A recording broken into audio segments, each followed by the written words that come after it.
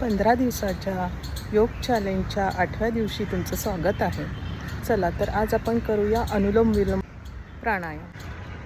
हे प्राणायाम शरीर आणि मन यांच्यात समतोल निर्माण करते आणि तणाव थकवा दूर करते, श्वसनसंस्था मजबूत करते, फुफ्फुसांची कार्यक्षमता वाढवते, तणाव चिंता दूर करते, मनाची एकाग्रता वाढवते, रोगप्रतिकारक शक्ती वाढवण्यास मदत करते.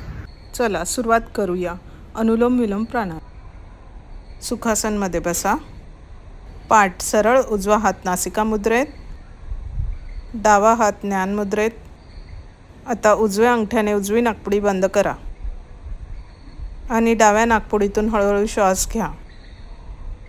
आता अनामिकेने डावी नाकपुडी बंद करून उजवी नाकपुडी उघडा आणि श्वास सोडा.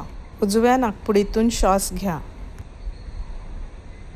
पुन्हा उजवी नाकपुडी बंद करून डाव्या नाकपुडीने श्वास सोडा. आता हे एक चक्र पूर्ण झाले. याच पद्धतीने 2 ते 3 मिनिटे सराव करा. श्वास नेहमी संथ, खोल आणि सहज ठेवा. दोन्ही तळहात चांगले घासून उष्णता निर्माण करा. उबदार तळहातांनी डोळे अलगद झाका. मग हळूहळू डोळ्यांवरील हात काढा.